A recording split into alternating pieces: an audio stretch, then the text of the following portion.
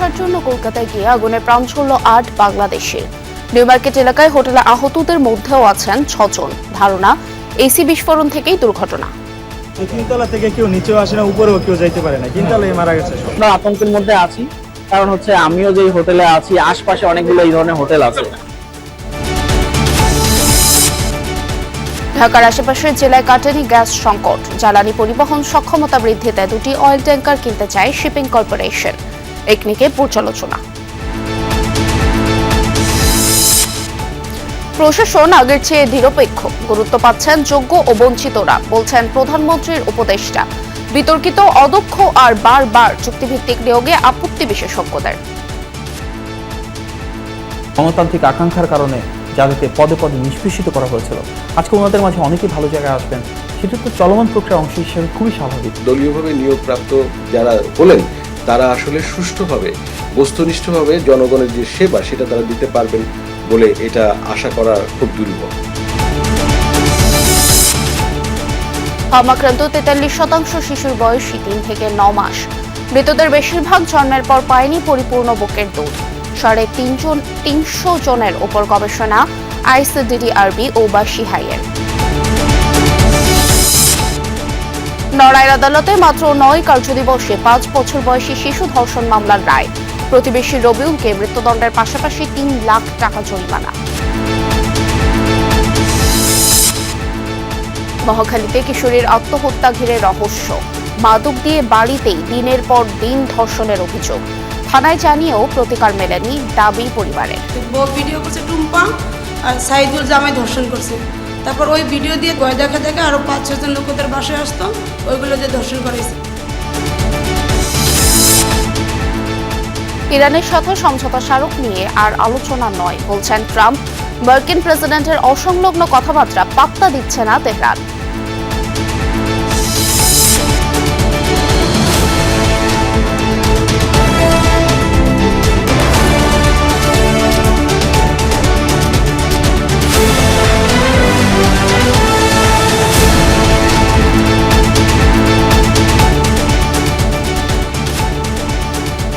আমন্ত্রণ দুপুরে বাংলাদেশে। আপনাদের সঙ্গে আছি আমি স্নিগ্ধ পুরবী। আর এতক্ষণ দেখছিলেন শিরোনাম। চিকিৎসার জন্য কলকাতা গিয়ে আর বাড়ি ফেলা হলো না 8 বাংলাদেশের। এরই মধ্যে 5 জনের পরিচয় নিশ্চিত করেছে পররাষ্ট্র মন্ত্রণালয়। নিউ মার্কেট এলাকায় একটি আবাসিক হোটেলের অগ্নিকাণ্ড কাড়ল তাদের প্রাণ। নিহতদের মধ্যে আছেন নারী আর এক শিশুও। হাসপাতালে চিকিৎসাধীন 15 জনের মধ্যে 6 জন বাংলাদেশি।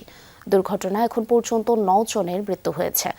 গভীর রাতে হোটেলের বেশিরভাগ মানুষ যখন ঘুমন্ত, সে সময় ছড়িয়ে পড়ে আগুনের ধোঁয়া। রাজ্য সরকার বলছে অব্যবস্থাপনার কারণেই এত প্রাণহানি। এমার্জেন্সি এক্সিট তো ছিলই না, হোটেলের সিঁড়িও চওড়া নয়, রুমগুলো ঘিঞ্জি।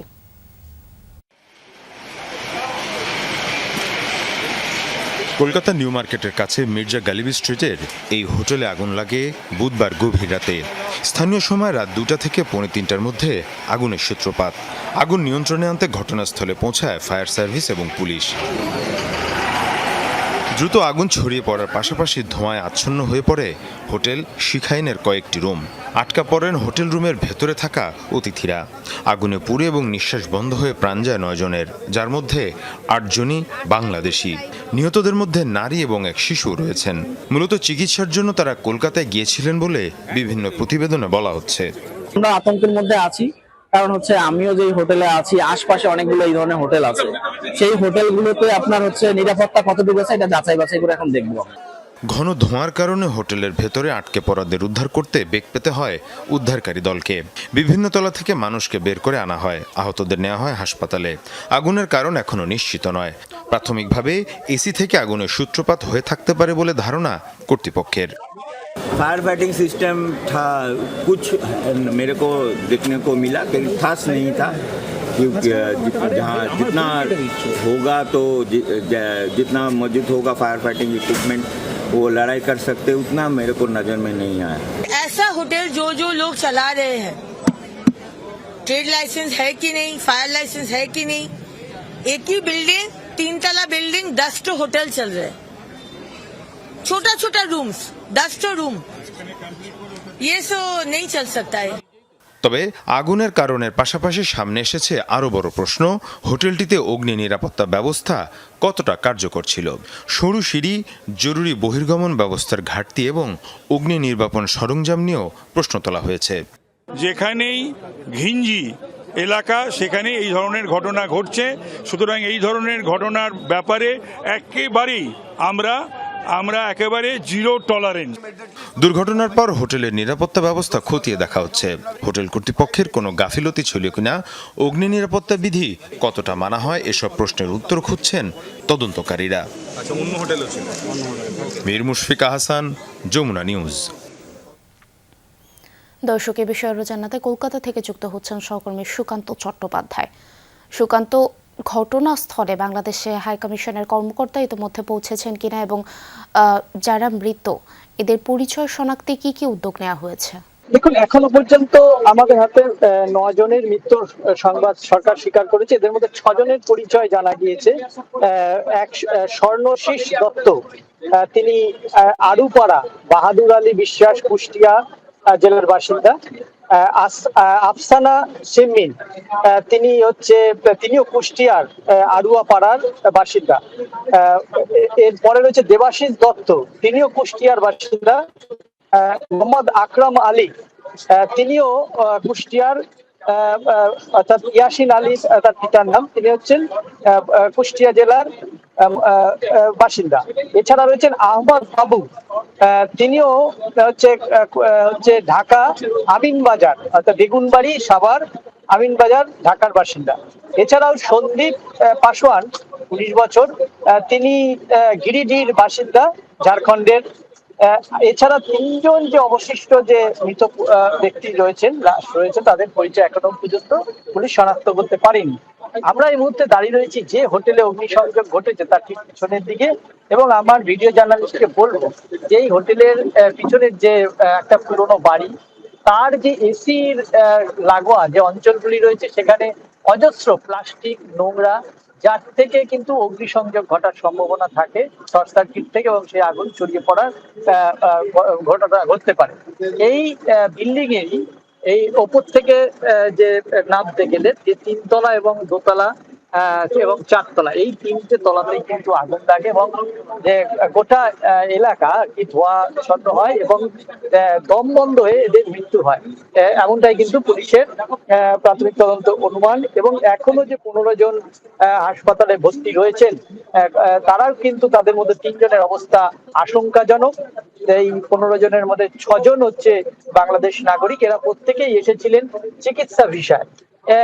গতকাল এই ঘটনা ঘটার পরে এই হোটেলে অনেকের বুকিং ছিল আজকে থেকে, কিন্তু তাদেরকেও কিন্তু আমরা দেখি যে তারা অপেক্ষা করতে থাকে হোটেলে কখন তারা ঢুকবেন সেই বুঝে। কিন্তু তার আগে এই যে মর্মান্তিক ঘটনা ঘটেছে সেটা কিন্তু তাদের চোখের সামনে এসেছে। এবং এই যে হোটেলের, এটা হচ্ছে ব্যাক, পেছনের দরজা দিয়ে ঢোকার জায়গা, এবং এই হোটেলের যে অগ্নি নির্বাপক ব্যবস্থা সেটা কিন্তু ছিল না, একদম পুরনো বিল্ডিং। অনেক ধন্যবাদ সুকান্ত আপনাকে আমাদের সাথে যুক্ত হওয়ার জন্য। এখনও গ্যাস সংকট কাটেনি রাজধানী ও আশেপাশের জেলাগুলোয়। ঘোড়াশাল পলাশ সরকারখানার অগ্রাধিকার ভিত্তিতে গ্যাস দেয়ায় সোমবার দুপুর থেকে নরসিংদী আবাসিক, সিএনজি স্টেশন ও শিল্প কারখানায় সরবরাহ বন্ধ। এতে চরম ভোগান্তিতে গ্রাহকরা। দ্রুতই এই সংকট সমাধানের আশা তিতাস কর্তৃপক্ষের। এদিকে গাজীপুর, নারায়ণগঞ্জ ও সাভার শিল্পাঞ্চলে গ্যাসের চাপ কিছুটা বাড়লেও তা কাঙ্ক্ষিত মাত্রায় পৌঁছায়নি, ফলে ব্যাহত হচ্ছে শিল্প কারখানার উৎপাদন। চট্টগ্রামে মঙ্গলবারের তুলনায় গ্যাসের সরবরাহ কিছুটা বেড়েছে, তবে সিএনজি পাম্পগুলোয় চাহিদা মতো গ্যাস মিলছে না, অভিযোগ চালকদের। এতে সবচেয়ে ভোগান্তিতে সিএনজি অটোরিকশা চালকরা।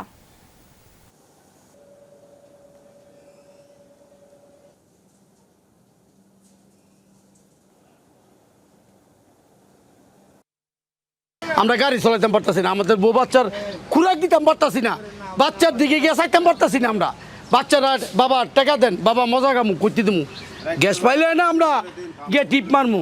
300-400 টাকা রোজগার করে এটা নিয়ে বউ বাচ্চা নিয়ে আমরা চলি। তারপরেও আমাদের কিস্তি মিস্তি আছে, এগুলিও দিতে পারতাছি না, রীতিমতো আমরা গ্যাস পাই না বিদায়। মাঝখানটা কিছুদিন দিছিল, স্বাভাবিক হয়েছিল, আবার এই সমস্যাটা হয়েছে। কিন্তু এটা নির্ধারিত কেউ দিতে পারতেছে না তথ্যটা যে এটা কবে সমাধান হইব। দর্শক, এ বিষয়ে আরো জানাতে গাজীপুর থেকে যুক্ত হচ্ছেন সহকর্মী পলাশ প্রধান। পলাশ, শিল্প কারখানায় গ্যাসের চাপ কেমন দেখছেন এবং এই বিষয়ে সংশ্লিষ্টরা কি বলছেন? পূর্বে সকাল থেকেই আমরা শিল্প কলকারখানা যারা পিএমজি এবং মালিক কর্তৃপক্ষ রয়েছে তার সাথে যোগাযোগ করছি। তারা বলছিল যে আগে যেরকম চাপ ছিল ঠিক এরকমই রয়েছে, অর্থাৎ উৎপাদনের 3 ভাগের 1 ভাগ নিচে এসেছে, যে কারণে হতাশ রয়েছে শিল্প কলকারখানার যারা কর্তৃপক্ষ রয়েছে তারা বলছে তাদের যে শ্রমিক ছিল সেখানে প্রায় অনেক ছাঁটাই করতে তারা বাধ্য হয়েছে। এজন্য বাধ্য হয়েছে যে গ্যাস নাই, উৎপাদন নাই, সেক্ষেত্রে তারা অনেকটাই দিশেহারা রয়েছে। তবে তারা গ্যাস যারা কর্তৃপক্ষ রয়েছে তাদের সাথে যোগাযোগ করছে। তারা বলছে এটি খুব দ্রুতই স্বাভাবিক হচ্ছে। এই নিয়ে কিন্তু প্রায় 1 মাস অতিবাহিত হয়েছে, এখন পর্যন্ত শিল্প কলকারখানার যারা কর্তৃপক্ষ রয়েছে তারা গ্যাস পাচ্ছে না। যে কারণে আমরা দেখছি যে শিল্প কলকারখানার পাশেই কিন্তু তাদের যে জরুরি রপ্তানি কাজে নিয়োজিত যে পরিবহনগুলো রয়েছে সেখানে কিন্তু আসলে মূল ফটকের সামনেই পড়ে রয়েছে। কিছুক্ষণ আগে একজন ড্রাইভারের সাথে কথা বলছিলাম, তিনি যে বিষয়টি বলছিল যে প্রতিদিন 3 থেকে 4টি তাদের ট্রিপ হতে, সেক্ষেত্রে প্রায় 1 মাস যাবৎ সেখানে 2 দিন 3 দিন পর পর একটি করে ট্রিপ হচ্ছে, তাও এটি অনেকটাই আসলে হয় না বলতেই চলে। এই নিয়ে কিন্তু আসলে যারা পরিবহন সংশ্লিষ্ট রয়েছে তারা কিন্তু একটি প্রায় অলস সময় কাটাচ্ছে। আমরা দেখছি যে কিছুক্ষণ আগে একটি কারখানাতে প্রবেশ করেছিলাম, কলকারখানা, সেখানে দেখেছি যে অধিকাংশ যে তাদের লাইনগুলো রয়েছে, অর্থাৎ পোশাক উৎপাদনের যে লাইনগুলো রয়েছে সেখানে আসলে অলস সময় কাটাচ্ছে। কেউ আবার লাঞ্চের সময় সেখানে তারা লাঞ্চ করতে গেছে। আমরা শ্রমিকদের সাথে কথা বলছিলাম, তারাও ঠিক একইভাবে বলছে এই যদি পরিস্থিতি হয় সেক্ষেত্রে তারা চাকরি ছেড়ে অন্য পেশায় যাবে, এমনটাই তারা আমার কাছে বলছিল। আমরা সেই বিষয়ে শুনছিলাম। অর্থাৎ সব কিছু মিলে যদি বলি, দ্রুত গতিতে যদি গ্যাসের চাপ না বাড়ে সেক্ষেত্রে পোশাক শিল্প খাতে যেমন 10 নামবে, সেক্ষেত্রে নামবে শ্রমিক সহ এই সংশ্লিষ্ট যারা রয়েছে সকলেই একই অবস্থায় পরিণত হবে। অনেক ধন্যবাদ পলাশ আপনাকে। নিশ্চয়ই পরবর্তীতে আবারও যুক্ত হব আপনার সাথে। বিএনপি সরকারের ক্ষমতার 6 মাসে প্রশাসনে কতটা শৃঙ্খলা ফিরেছে? কমেছে কি দলীয়করণ? যোগ্য ও পেশাদারদের কতটা মূল্যায়ন হচ্ছে? নাকি ক্ষমতাচ্যুত আওয়ামী সরকারের মতোই দক্ষতা ও পেশাদারিত্ব আমলে না নিয়ে বেড়েছে দলীয় নিয়োগ? প্রধানমন্ত্রীর উপদেষ্টা মাহাদি আমিন বলছেন, যোগ্য ও বঞ্চিতদের গুরুত্ব দিয়ে সাজানো হচ্ছে প্রশাসন। বিশেষজ্ঞদের মতে অনেক ক্ষেত্রে অদক্ষ ও বিতর্কিতদের নিয়োগ ইস্যুতে আছে সমালোচনা। চুক্তিভিত্তিক নিয়োগ বৃদ্ধি আর একই কর্মকর্তাদের বারবার চুক্তিতে নিয়োগ দেওয়ার প্রশাসনে বাড়ছে হতাশা। আলমগীর স্বপনের রিপোর্ট। বাংলাদেশের মতো প্রশাসনে দলীয়করণের নজির খুব কমই আছে বিশ্বে। যে যায় ক্ষমতায় সেই সরকার অনেক ক্ষেত্রে দক্ষতার চেয়ে নিয়োগ পদোন্নতিতে গুরুত্ব দেয় দলীয় মতাদর্শের কর্মকর্তাদের। যে গত 20-25 বছরে, শুধু 15-17 বছরে না, আমলাতন্ত্রটা সাংঘাতিকভাবে 3টা ভাগে বিভাজিত হয়েছে। একটা আওয়ামী লীগ, একটা বিএনপি, একটা জামাত। এই ধরনের নিয়োগ দেওয়াটা, এটা ঐতিহাসিকভাবে দেখা গেছে, এটা রাষ্ট্র ভেতর থেকে দুর্বল হয়ে যেতে থাকে। সরকার গঠনের পর প্রশাসনে নিয়োগের ক্ষেত্রে বিএনপি এই সবক কতটা গ্রহণ করেছে এ নিয়ে প্রশ্ন আছে। গণ অভ্যুত্থানে ক্ষমতাচ্যুত আওয়ামী লীগ আমলে প্রশাসনে চরম দলীয়করণ হয়েছে। এর থেকে বের হতে অন্তর্বর্তী সরকার জনপ্রশাসন সংস্কার কমিশন গঠন করেছিল, কিন্তু নিয়োগ পদোন্নতিতে দক্ষতা ও যোগ্যতাকে গুরুত্ব দেওয়ার ক্ষেত্রে সেই কমিশনের সুপারিশ মানেনি তখনকার অন্তর্বর্তী সরকারও। দীর্ঘ অবসরে থাকা জামায়াত ও বিএনপি ঘরানার কর্মকর্তাদের বেশ কয়েকজনকে ফিরিয়ে এনে দায়িত্ব দিয়েছিল গুরুত্বপূর্ণ সব মন্ত্রণালয়ে। সেই ধারাবাহিকতা বিএনপিও রক্ষা করছে। বর্তমানে সচিব ও সচিব পদমর্যাদার 79 জনের মধ্যে 23 জনই চুক্তিভিত্তিক দলীয় মতাদর্শের। আবার ভিন্ন মতাদর্শের কারণে জ্যেষ্ঠ সচিব, সচিব ও অতিরিক্ত সচিব পদের 70-এর বেশি কর্মকর্তা ওএসডি অর্থাৎ কর্মহীন হয়ে আছেন, যাদের কারণে ফ্যাসিবাদী সরকার এত শক্ত খুঁটির উপর দাঁড়িয়েছিল যে গণমানুষের অধিকার বারবার তারা লুণ্ঠন করেছে। সেই ধরনের মানুষকে ছাঁটাই করা হবে, এটাই তো জনগণের আকাঙ্ক্ষা। যাদের গণতান্ত্রিক আকাঙ্ক্ষার কারণে যাদেরকে পদে পদে নিষ্পেষিত করা হয়েছিল, আজকে ওনাদের মাঝে অনেকেই ভালো জায়গায় আসবেন, সেটা তো চলমান প্রক্রিয়ার অংশ হিসেবে খুবই স্বাভাবিক। বঞ্চিতদের থেকে যারা ভালো, এদেরকেও কাজে লাগাইতে হবে।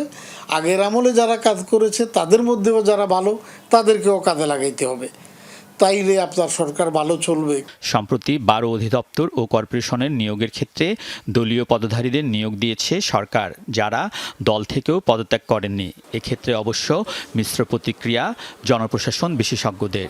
আমি তো রাজনীতি এলাদেরকে চিনি, কারণ এরা আমার দলের কর্মী, এরা আমার দলের নেতা, তাইলে আমি এদেরকে দিই, এদেরকে দিলে তখন এটা আমার দায় থাকে। কিন্তু অন্যদেরটা তো আমি ফাইল সাইন করলো, পুরোটা আমার দায় থাকে না। এই সমস্ত দলীয়ভাবে নিয়োগপ্রাপ্ত যারা হলেন তারা আসলে সুষ্ঠুভাবে বস্তুনিষ্ঠভাবে জনগণের যে সেবা সেটা তারা দিতে পারবেন বলে এটা আশা করা খুব দুরূহ। মার্কিন যুক্তরাষ্ট্রে 1829 সালে প্রেসিডেন্ট অ্যান্ড্রু জ্যাকসনের আমলে গৃহীত নীতি অনুযায়ী যখন যে দল সরকার পরিচালনা করবে, প্রশাসনে থাকবে তাদের দলীয় কর্মকর্তা। তবে 1883 ও 1978 সালে 2 দফা সংশোধনের মাধ্যমে এই অবস্থান থেকে সরে আসে মার্কিন সরকার। জিমি কার্টারের আমলে প্রশাসনে নিয়োগের ক্ষেত্রে 65% মেধা ও 35% দলীয় নিয়োগের বিধান করে দেশটি। বাংলাদেশের ক্ষেত্রে ক্ষমতাসীনরা এই উদাহরণ দিলেও বিশেষজ্ঞরা বলছেন এক্ষেত্রে দুই দেশের প্রেক্ষাপট ভিন্ন। মার্কিন যুক্তরাষ্ট্রের সাথে বাংলাদেশের অন্য আরেকটা মৌলিক পার্থক্য হচ্ছে যে প্রতিষ্ঠান যেগুলো, সেই প্রতিষ্ঠানটা তার প্রাতিষ্ঠানিক যে ইন্টিগ্রিটি সেটা কিন্তু ভেঙে যায়নি, কিন্তু বাংলাদেশে কিন্তু এটা হয়। জনপ্রশাসন বিশেষজ্ঞরা দলীয় নিয়োগ দক্ষতা ও পেশাদারিত্বের ভিত্তিতে হলে সমস্যা দেখেন না। তারা বলছেন সংকট অদক্ষতায়, অনিয়মে। যে দলটা সরকার গঠন করে বা সরকারে আসে তারা তাদের এক ধরনের তাদের সমর্থক সরকারি কর্মকর্তা খোঁজার চেষ্টা করেন। এইটাতে আসলে শেষ পর্যন্ত ওই সরকারের কোনো লাভ হয় না, ওই দলেরও কোনো লাভ হয় না। এটাতে সরকার ক্ষতিগ্রস্ত হবে, রাষ্ট্র ক্ষতিগ্রস্ত হবে। তার জলজান্ত উদাহরণ আওয়ামী লীগ বা 2006-এ যে মনে করেন বিএনপি চলে গেলে ওনারা যদি তখন দলীয় বিবেচনায় দিয়ে থাকেন, তারা কি রক্ষা করতে পারছে? সামনের দিনগুলোতে ওনাদের পারফরমেন্স পর্যালোচনা করা হবে এবং স্ব স্বীকৃতি এবং কৃতিত্বের মাধ্যমে যারা ভাষ্য হয়ে উঠবেন, ওনারা ভালো করবেন, সেটা আমাদের প্রত্যাশা রইল। প্রধানমন্ত্রীর উপদেষ্টা দাবি করেন প্রশাসন আগের চেয়ে নিরপেক্ষভাবে কাজ করছে, সেবা প্রদানের ক্ষেত্রে দলীয় দৃষ্টিভঙ্গি প্রাধান্য পাচ্ছে না। আলমগীর স্বপন, যমুনা নিউজ, ঢাকা। হামে আক্রান্ত 43% শিশুর বয়সী 3 থেকে 9 মাসের মধ্যে। হাসপাতালে ভর্তি হওয়া 354 শিশুর উপর জরিপ চালিয়ে এই গবেষণা প্রতিবেদন প্রকাশ করেছে বাসি হাই ও ICDDR-PI। সকালে বাংলাদেশ শিশু হাসপাতাল ও ইনস্টিটিউটের অডিটোরিয়ামের প্রতিবেদনটি উপস্থাপন করেন বাসি হাইয়ের পরিচালক অধ্যাপক মির্জা মোহাম্মদ জিয়াউল ইসলাম এবং ICDDR-র মহাপরিচালক মুস্তাফিজুর রহমান। গবেষণায় অন্তর্ভুক্ত শিশুদের মধ্যে যাদের মৃত্যু হয়েছে তাদের বেশিরভাগই জন্মগ্রহণের পর পরিপূর্ণভাবে পায়নি মাতৃতথ্য হিসেবে, যা প্রায় 82%। এছাড়া আক্রান্ত শিশুদের 65% অপুষ্টিতে ভুগছিল। গবেষণায় মিজলস ভাইরাসের সাথে অন্যান্য দেশে শনাক্ত B3 ভাইরাসের মিল পাওয়া গেছে। পাশাপাশি ভাইরাসের অ্যান্টিবডি শনাক্তকারী 4টি মিউটেশন শনাক্ত করা গিয়েছে। সদ্য ভূমিষ্ঠ শিশুদের প্রথম 6 মাস বুকের দুধ খাওয়ানো, পূর্ণ টিকাদান এবং অপুষ্টি প্রতিরোধে বিশেষ তাগিদ দিয়েছে গবেষকরা। অনুষ্ঠানে প্রধান অতিথি ছিলেন স্বাস্থ্য ও পরিবার কল্যাণ মন্ত্রণালয়ের প্রতিমন্ত্রী M.A. মোহিত। অনুষ্ঠানে গবেষকদের মাঝে চেক বিতরণ করা হয়।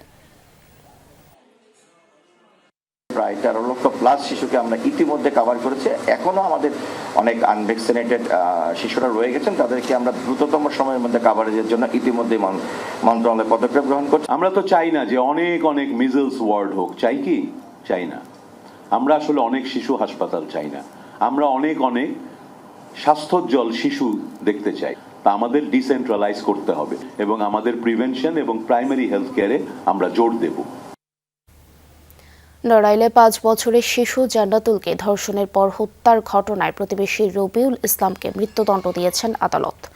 একই সঙ্গে তাকে 3 লাখ টাকা জরিমানা করা হয়। দুপুরে নড়াইলে জেলা ও দায়রা জজ আদালতে শিশু সহিংসতা দমন ট্রাইব্যুনালের বিচারক শেখ সামিদুল ইসলাম এই রায় ঘোষণা করেন। ঘটনা 30 দিন ও চার্জ গঠন থেকে 9 কর্মদিবসের মধ্যে বিচারিক কার্যক্রম শেষে রায় ঘোষণা করা হল। মামলার বিবরণ থেকে জানা যায়, গত 20 জুলাই শিশুটি ঘর থেকে বের হয়ে নিখোঁজ হয়। সন্ধ্যায় প্রতিবেশী রবিউলের ঘরে অচেতন অবস্থায় পাওয়া যায় জান্নাতুলকে। দ্রুত হাসপাতালে নেওয়া হলে চিকিৎসক শিশুটিকে মৃত ঘোষণা করেন। পরদিন রবিউলকে আটক করে পুলিশে দেয় স্থানীয়রা। ওই দিনই ধর্ষণের পর হত্যার অভিযোগে রবিউলের নাম উল্লেখ করে ও অজ্ঞাতনামাদের আসামি করে নড়াইল সদর থানায় মামলা করেন শিশুটির বাবা। পরে আদালতে দোষ স্বীকার করে জবানবন্দি দেয় রবিউল। দ্রুত সময়ের মধ্যে বিচারিক কার্যক্রম শেষ হওয়ায় সন্তুষ্টি প্রকাশ করেন স্বজনরা। দ্রুত রায় কার্যকরের দাবি পরিবারের। শর্ট টাইম এটাতে আমি এক পর্যায়ে খুশি, কিন্তু যখন কার্যকর হবে এই রায়, তখন রায় কার্যকর হলে আমি অনেক খুশি হবে এবং সেই কার্যকরের জন্য আমি দাবি জানাই। রায়টা হয়েছে দ্রুত, সরকারকে ধন্যবাদ জানাই, কিন্তু আমি সরকারের কাছে দাবি রাখতে চাই যে দ্রুত যেন কার্যকর হোক। মহাখালীতে 13 বছরের কিশোরী সিমির আত্মহত্যার ঘটনায় সামনে আসছে নানা প্রশ্ন। পরিবারের অভিযোগ, জোরপূর্বক মাদক সেবন করিয়ে ধর্ষণ ও ভিডিও ধারণ করা হতো, যা পরে ব্ল্যাকমেইলের জন্য ব্যবহৃত হতো। সিমিদের বাসায় সাবলেট থাকা সাইদুর টুম্পা দম্পতির বিরুদ্ধে উঠেছে এমন অভিযোগ। মৃত্যুর আগে সিমি, তার মা ও এক স্বজন বনানী থানায় গিয়ে ধর্ষণ ও নির্যাতনের অভিযোগ জানালেও পুলিশ কোনো ব্যবস্থা নেয়নি, এমনটাই দাবি ভুক্তভোগীর পরিবারের। সিমির মা জানান, পুলিশ অভিযোগ না নিয়ে অপমৃত্যুর মামলা করেছে। বনানী থানা পুলিশের দাবি, সিমির মৃত্যুর আগে তাদের কাছে কেউ এমন কোনো অভিযোগ দিতে আসেননি। বিস্তারিত জানবো সুমাইয়া ঐশীর প্রতিবেদনে। ক্যামেরায় ছিলেন পার্থ রায়।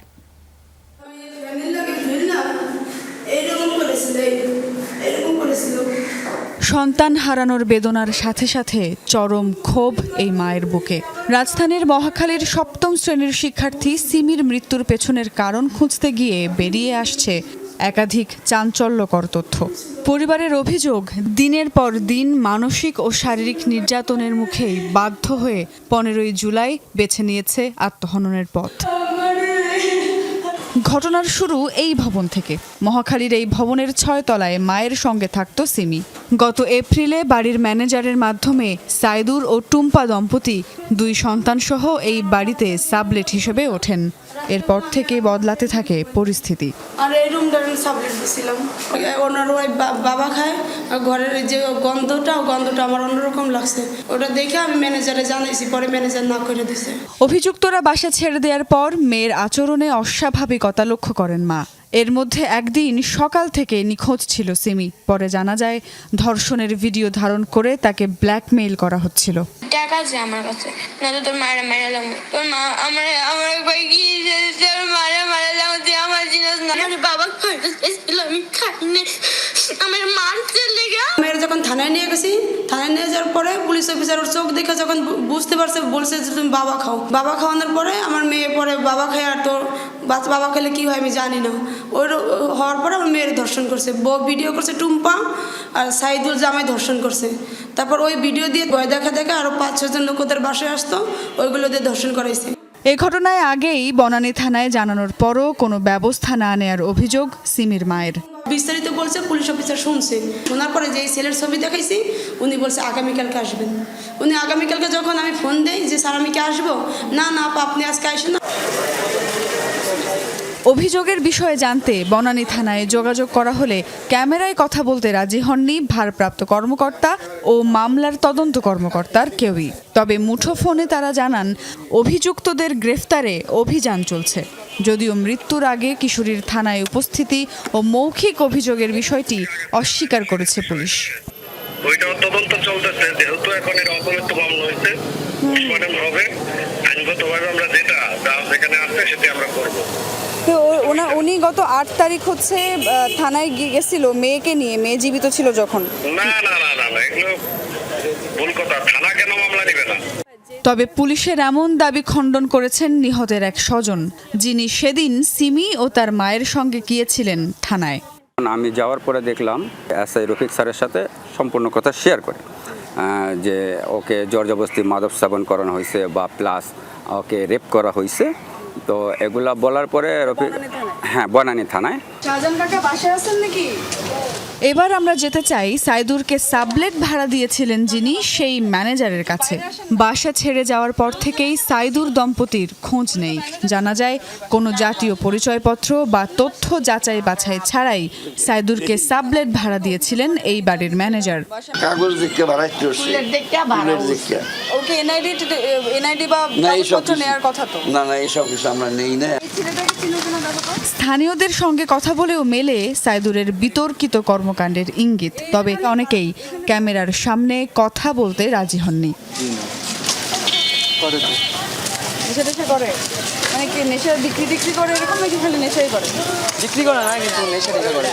পরিবারের এত সব অভিযোগ থাকা সত্ত্বেও পুলিশ মামলা করেছে অপমৃত্যুর। সিমির আত্মহত্যার ময়নাতদন্ত রিপোর্ট এখনো পাওয়া যায়নি।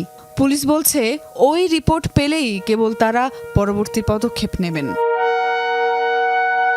Sumaiya Oishi, Jamuna news, Dhaka. Brahmanbaria police lines আয়োজিত সাংস্কৃতিক অনুষ্ঠানে উচ্চস্বরে গান বাজানোকে কেন্দ্র করে পুলিশ ও স্থানীয় মাদ্রাসা শিক্ষার্থীদের মধ্যে ধাওয়া পাল্টা ধাওয়া ও সংঘর্ষ হয়েছে। এতে পুলিশ ও মাদ্রাসা শিক্ষার্থী সহ ৩০ জন আহত হয়েছেন। মঙ্গলবার রাত 11:30টার দিকে শহরের পশ্চিম মেড্ডা এলাকায় পুলিশ লাইন্সে ঘটে এই ঘটনা। আহতদের উদ্ধারের পর জেলা সদর হাসপাতাল সহ বিভিন্ন সেবা কেন্দ্রে চিকিৎসা দেওয়া হচ্ছে। স্থানীয়রা জানান, চট্টগ্রাম রেঞ্জের ডিআইজি আব্দুল কুদ্দুসের ব্রাহ্মণবাড়িয়া আগমন উপলক্ষে রাতে পুলিশ লাইন্সের ভেতরে জেলা পুলিশের উদ্যোগে একটি সাংস্কৃতিক অনুষ্ঠানের আয়োজন করা হয়। এই সময় দারুল আরকাম ইসলামিয়া মাদ্রাসার শিক্ষার্থীরা শব্দ কমানোর অনুরোধ জানায়। এ নিয়ে উভয় পক্ষের মধ্যে কথা কাটাকাটি হয়। এক পর্যায়ে শতাধিক শিক্ষার্থী পুলিশ লাইন্সের ভেতরে প্রবেশ করলে উভয় পক্ষের মধ্যে উত্তেজনা দেখা দেয়। এই সময় পুলিশ পরিস্থিতি নিয়ন্ত্রণে আনতে লাঠিচার্জ শুরু হয় সংঘর্ষ। এ ঘটনায় এখনো পুলিশের পক্ষ থেকে কোনো বক্তব্য পাওয়া যায়নি।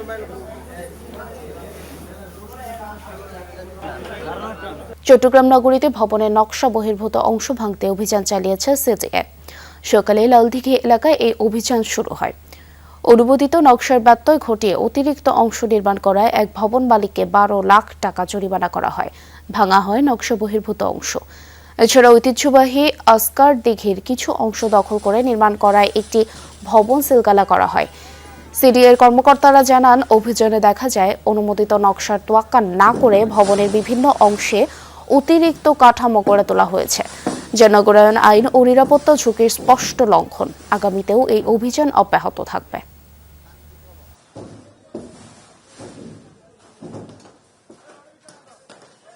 সিডিএর প্ল্যানের যে ডেভিয়েশন আছে, যেমন এখানে 20 ফিট সামনে খালি রাখার কথা ছিল, পাশে 5 ফিট এবং সান্ডারল্যান্ডের জন্য জায়গা ছাড়ার কথা ছিল, সে সেগুলি ছাড়েনি। না ছেড়ে যেহেতু কাজ করছে, সেক্ষেত্রে আমরা এসে তাদের ব্যক্তিগত অংশের কিছু অংশ আজকে ভেঙে দিলাম। তাকে ম্যাজিস্ট্রেট মহোদয় 12 লক্ষ টাকা জরিমানা করেছে এবং তাকে একটা নির্দিষ্ট টাইম 1 মাস সময় দিয়েছে যে এর মধ্যে উনি ব্যক্তিগত অংশ নিজ উদ্যোগে ভেঙে দিবেন। আদারওয়াইজ আমরা পরবর্তী ধারায় আইনগত ব্যবস্থা গ্রহণ।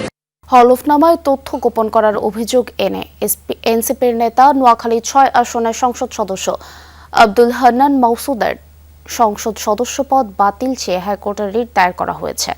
নোয়াখালীর হাতিয়া উপজেলার স্থানীয় বাসিন্দা নাজমুল হোসেন হাইকোর্টের সংশ্লিষ্ট শাখায় এ রিট দায়ের করেন।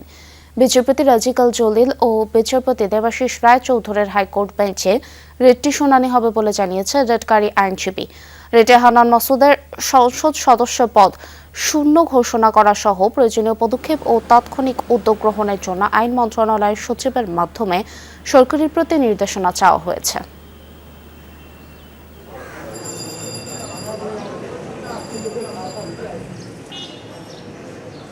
উনি শুরুতেই যে কাজটা করেছেন সেটা হলফনামায় বিভ্রান্ত তৈরি করেছেন, হলফনামা জালিয়াতি করেছেন, হলফনামায় মিথ্যা তথ্য দিয়েছেন। এই আসনটাকে শূন্য ঘোষণার জন্য আমরা একটা ডিক্লারেশন চেয়েছি এবং সর্বশেষ আমরা আরেকটা প্রেয়ার চেয়েছি, সেটা হলো ডিরেকশন টু ডিসপোজ। আমাদের যে পিটিশনটা ছিল ইলেকশন কমিশনে, সেই পিটিশনটা ডিসপোজাল চেয়েছি।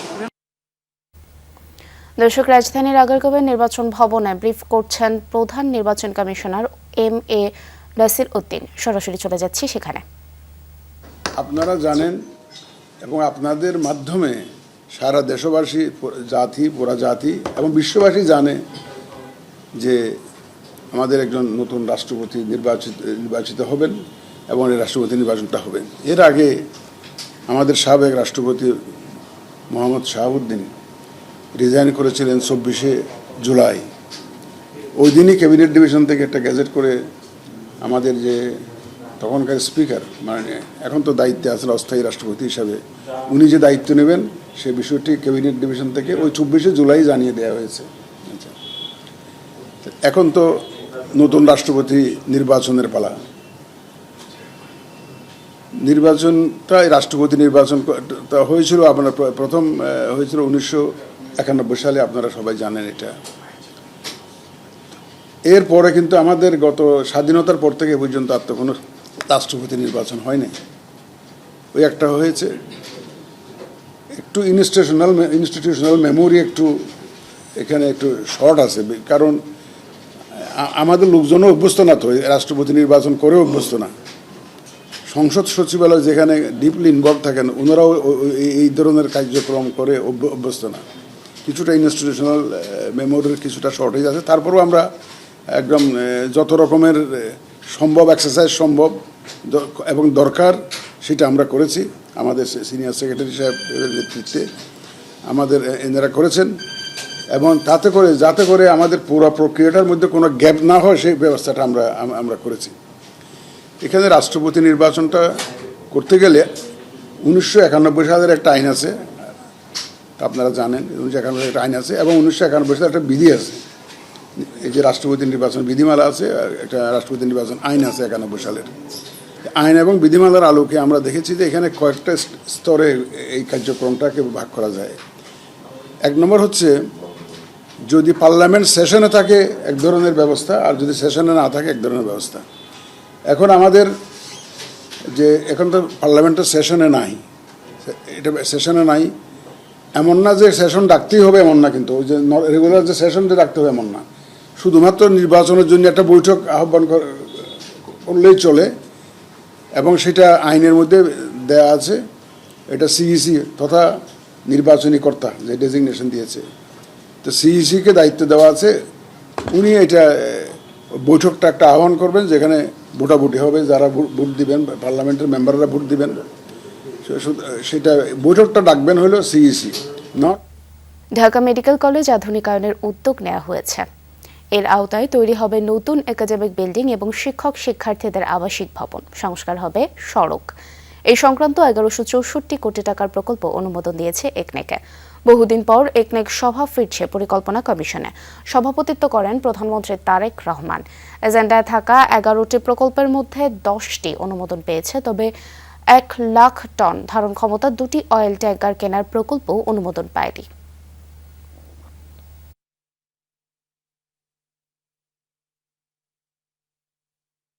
ভারত স্বার্থ ছাড়া বন্ধুত্বপূর্ণ আমন্ত্রণ জানালে তাকে সাধুবাদ জানাবে বাংলাদেশ সরকার, তবে স্বার্থ থাকলে এগোবে না বাংলাদেশ, এমন মন্তব্য করেছেন বিএনপির স্থায়ী কমিটির সদস্য ও প্রধানমন্ত্রীর রাজনৈতিক উপদেষ্টা রুহুল কবির রিজভী। সকালে রাজধানীর জিয়া উদ্যানে স্বেচ্ছাসেবক দলের 46তম প্রতিষ্ঠাবার্ষিকীতে নেতাকর্মীদের নিয়ে জিয়াউর রহমান ও বেগম খালেদা জিয়ার সমাধিতে শ্রদ্ধা নিবেদন শেষে এমনটাই জানান তিনি। সার্বভৌমত্বকে শ্রদ্ধা করার ভিত্তিতে সকল দেশের সাথেই আমাদের প্রধানমন্ত্রী তিনি সম্পর্ক রাখবেন, তিনি যাবেন, আমরাও সবাইকে আমন্ত্রণ জানাবো। কিন্তু ভিতরে যদি কোনো শর্ত থাকে তাহলে সেই শর্ত দিয়ে কখনো বন্ধুত্ব হয় না। বন্ধুত্ব হবে আমরা প্রত্যেকের স্বাধীনতা এবং সার্বভৌমত্বে বিশ্বাস করব, প্রত্যেকের সার্বভৌমত্বকে সম্মান করব। স্বাধীন সাংবাদিকতার ক্ষেত্রে বর্তমান সরকারের পক্ষ থেকে কোনো বিধিনিষেধ নেই। স্বাধীন বাংলাদেশে এত স্বাধীনতা গণমাধ্যম এর আগে আর কখনোই ভোগ করেনি বলে মন্তব্য করেছেন তথ্য ও সম্প্রচার মন্ত্রী জহিরুদ্দিন স্বপন। সকালে সাংবাদিক সুরক্ষা ও কল্যাণ ফাউন্ডেশনের 5ম প্রতিষ্ঠাবার্ষিকীর আয়োজনে এমন মন্তব্য করেন তিনি। জানান, সাংবাদিকদের কাজই হচ্ছে ক্ষমতাকে প্রশ্ন করা, আর সেটি অব্যাহত রাখতে হবে। তবে সাংবাদিকতার নামে যারা অপসাংবাদিকতা করেন তাদের ব্যাপারেও সতর্ক থাকার তাগিদ দেন মন্ত্রী। বলেন, অতীতে যারা সাংবাদিকতার নামে ফ্যাসিস্টদের সহযোগী হিসেবে কাজ করেছে সরকার তাদেরকে বিচারের মুখোমুখি করেছে। গণমাধ্যমে একটি নতুন ইকোসিস্টেম তৈরিতে কাজ চলছে বলেও জানান জহিরুদ্দিন স্বপন।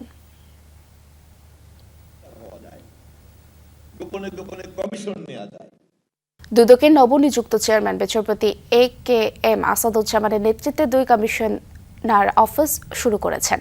5 মাসের অচলাবস্থা কাটিয়ে দুদকের 8ম কমিশন তাদের কার্যক্রম শুরু করেছে। বুধবার সকালে সেগুনবাগিচা দুর্নীতি দমন কমিশনের কার্যালয়ে যান নবনিযুক্ত চেয়ারম্যান বিচারপতি আসাদুজ্জামান, কমিশনার জাহাঙ্গীর আলম খান ও মোহাম্মদ সাজ্জাদ হোসেন ভুইয়া। এর আগে মঙ্গলবার মন্ত্রিপরিষদ বিভাগে আনুষ্ঠানিকভাবে দায়িত্ব গ্রহণ করেন কমিশনের 3 সদস্য। নতুন কমিশনের দায়িত্ব গ্রহণের মধ্য দিয়ে দীর্ঘদিনের অপেক্ষার অবসান হয়েছে। সংশ্লিষ্টদের আশা, নতুন নেতৃত্বে দুদকের অনুসন্ধান, তদন্ত ও মামলা পরিচালনা সহ দুর্নীতি দমন কার্যক্রমে আরও গতি আসবে। দুর্নীতি দমনে কার্যকর পদক্ষেপ, তদন্তে গতি এবং সংস্থাটিকে গতিশীল করাই এখন নতুন কমিশনের সামনে সবচেয়ে বড় চ্যালেঞ্জ।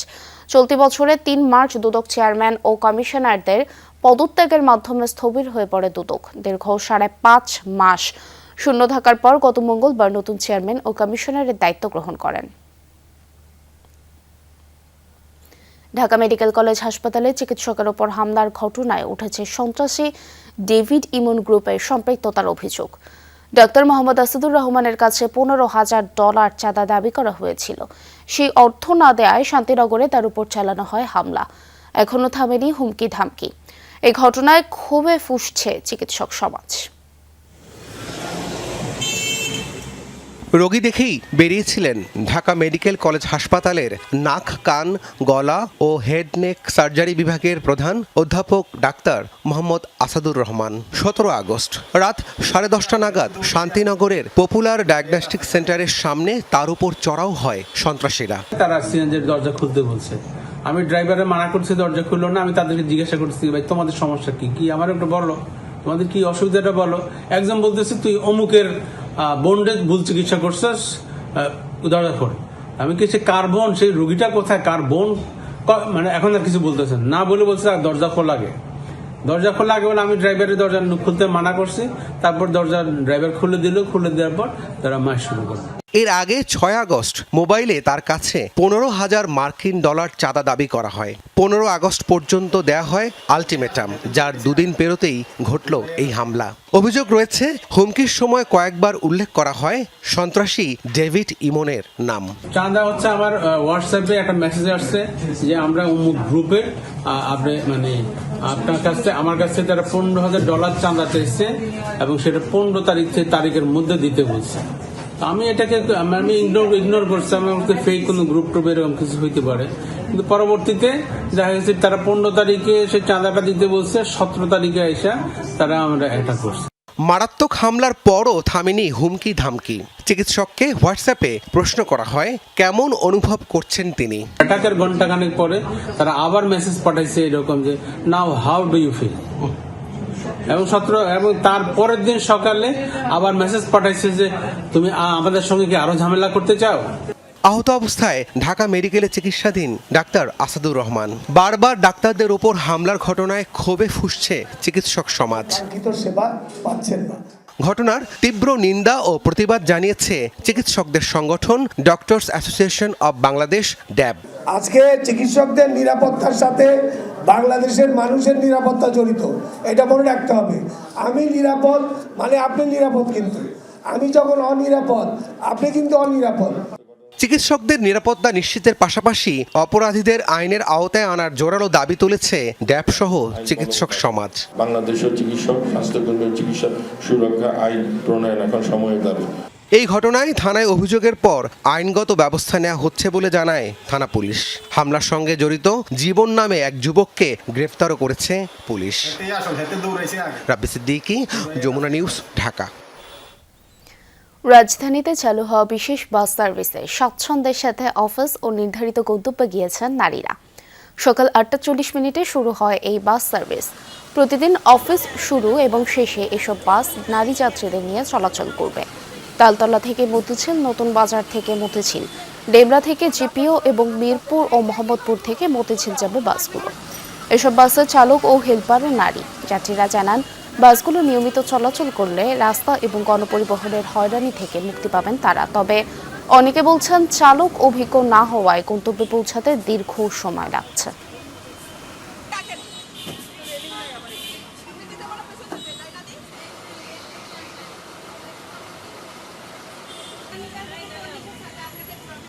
অন্তত 5 জন সিট বদল করে এই মতিঝিল পর্যন্ত আসতে, এটা খুবই আনইজি লাগে আমার কাছে ব্যক্তিগতভাবে। এই কারণেই আমি এই বাসে যাতায়াত করি। মোহাম্মদপুর থেকে যাতায়াত করতে অনেক কষ্ট হতো ইডেন কলেজ পর্যন্ত। আজকে বাসে উঠে অনেক ভালো লাগছে যে নিউ মার্কেট নেমে অন্তত হেঁটে তো যেতে পারবো। আর একটু প্রশিক্ষণ দিয়ে তারপরে নামানো উচিত ছিল, কারণ টাইমটা একটা ফ্যাক্টর। একটু এক্সপিরিয়েন্স হলে হয়তো বা সে দ্রুত চালাতে পারবে, আর এছাড়া খারাপ লাগে। এই পর্যন্ত সবচেয়ে বেশি সমস্যা হচ্ছে জ্যাম। দেখা যাচ্ছে যে অনেক নারীদেরই তাদের অফিস সময় একটু লেট হয়ে যাচ্ছে। সমঝোতা ইস্যুতে ইরানের বিপ্লবী গার্ড বাহিনীর সাথে গোপন যোগাযোগের বিষয়টি জানানোর একদিন পরই তা প্রত্যাখ্যান করলেন মার্কিন প্রেসিডেন্ট ডোনাল্ড ট্রাম্প। সমঝোতা স্মারকের মেয়াদ বাড়াতে কোনো আলোচনা হচ্ছে না বলে জানিয়েছেন ডোনাল্ড ট্রাম্প। এমনকি কোনো কর্মসূচিও নির্ধারণ করা হয়নি। এদিকে ইরান বলছে, সমঝোতার জন্য তেহরানের কাছে রীতিমতো কাকুতি মিনতি করেছেন মার্কিন প্রেসিডেন্ট ট্রাম্প। তেহরান ওয়াশিংটন স্বাক্ষরিত 60 দিনের সমঝোতা স্মারকের মেয়াদ শেষ হয় সোমবার। এরপর থেকে আলোচনা চলছে এই মেয়াদ বর্ধিত করা হবে কিনা সেই ইস্যুতে। সম্প্রতি ফক্স নিউজে দেওয়া সাক্ষাৎকারে মার্কিন প্রেসিডেন্ট দাবি করেন ইরানের বিপ্লবী গার্ডস আইআরজিসির সাথে যুক্তরাষ্ট্রের ব্যাক চ্যানেল বা গোপন যোগাযোগের ব্যবস্থা রয়েছে। তবে এমন বক্তব্য দেওয়ার একদিন পরই নিজের অবস্থান পরিবর্তন করলেন ট্রাম্প। ট্রুথ সোশ্যালে দেওয়া এক পোস্টে জানান সমঝোতার মেয়াদ বাড়াতে ইরানের সাথে হচ্ছে না কোনো রকম আলোচনা, এমনকি নির্ধারণও করা হয়নি সম্ভাব্য কোনো বৈঠকের সময়সূচি। ইরানের সাথে কোনো রকম আলোচনা হচ্ছে না, আলোচনা হওয়ার সম্ভাবনাও নেই, কোনো সময়সূচিও নির্ধারিত হয়নি। হরমুজ মুক্ত এবং পুরোপুরি সচল রয়েছে। জলপথটিতে পূর্ণ শক্তিতে অব্যাহত রয়েছে কার্যকর নৌ অবরোধ। প্রণালীতে পাতা সব মাইন অপসারণ ও ধ্বংস করা হয়েছে। এদিকে মার্কিন প্রেসিডেন্টের বারবার অবস্থান পরিবর্তনে ক্ষুব্ধ তেহরান। ইরানি পররাষ্ট্রমন্ত্রী আব্বাস আরাকচির দাবি তেহরানের সাথে আলোচনার জন্য রীতিমতো কাকুতি মিনতি করছেন ডোনাল্ড ট্রাম্প। সমঝোতার শর্তগুলো পূরণ না হওয়া পর্যন্ত হরমুজ অচল রাখার ঘোষণা দিয়েছেন ইরানের পার্লামেন্ট স্পিকার বাঘের গালিবাফ। নিজের ভাগ্য নিজে নির্ধারণ করা ইরান কখনোই কোনো চাপের মুখে পিছু হটবে না, দেওয়া হয় এমন হুঁশিয়ারিও। একটা কথা আমি স্পষ্ট করে বলতে চাই, যুক্তরাষ্ট্র যতক্ষণ না সমঝোতা স্মারকের আওতায় থাকা শর্তগুলো পূরণ না করছে ততক্ষণ পর্যন্ত প্রণালী পুনরায় চালু করা হবে না। প্রণালীতে দেওয়া অবরোধ তুলে নেওয়া, জব্দকৃত সম্পদ অবমুক্ত করা, জ্বালানি নিষেধাজ্ঞা প্রত্যাহার করা, সব ফ্রন্টে সামরিক অভিযান বন্ধ সহ অন্যান্য সব শর্ত মেনে তা বাস্তবায়ন করতে হবে ওয়াশিংটনকে। মেরিটাইম সংস্থা কেপলারের তথ্য অনুযায়ী চলমান অচলাবস্থার মাঝেই হরমুজ অতিক্রম করতে পেরেছে মাত্র 6টি জ্বালানি ও পণ্যবাহী জাহাজ, যা গেল 10 দিনের দৈনিক গড় 11টি জাহাজের তুলনায়ও অনেক কম। সাবরিনা নুসরাত, যমুনা নিউজ। বাংলাদেশের বিপক্ষে অস্ট্রেলিয়ার 9 উইকেটে হার নিয়ে চলছে কাটাছেঁড়া। ইয়ান চ্যাপেলে নির্বাচকদের দায় দিচ্ছেন অজি সাবেক এই অধিনায়ক। বলছেন জ্যাক ওয়েদারাল্ডকে টেস্টে খেলানোই উচিত হয়নি, এমনকি ট্রাভিস হেডকেও 5-এ খেলানোর কথা বলছেন চ্যাপেল।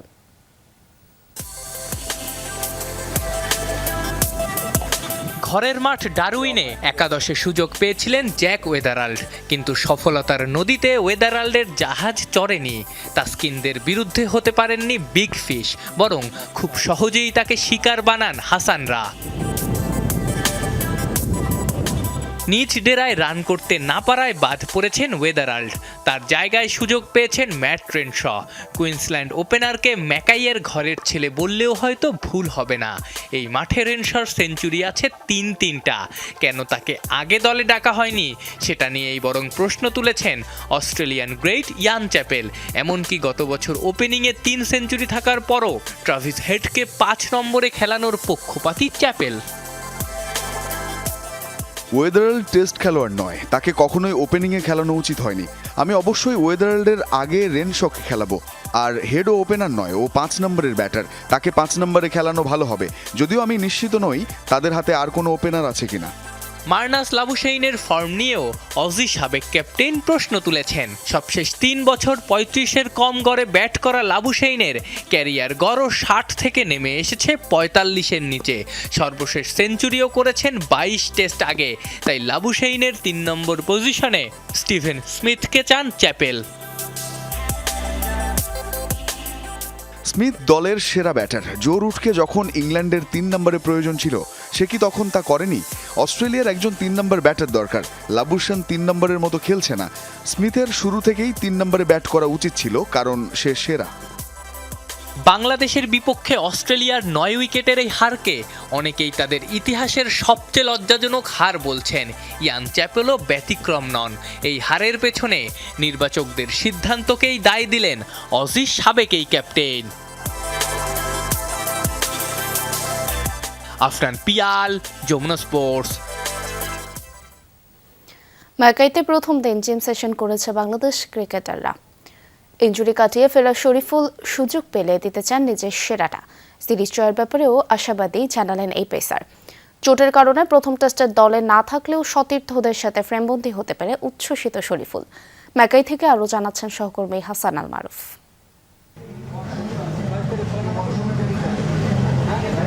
মেকাইতে বাংলাদেশ দলের প্রথম দিন জিম সেশন শেষে গণমাধ্যমের সামনে শরীফুল ইসলাম, সেখানেই তার সাথে ক্যাপ্টেন নাজমুল শান্ত আর মোমিনুল এবাদতদের খুনসুটি।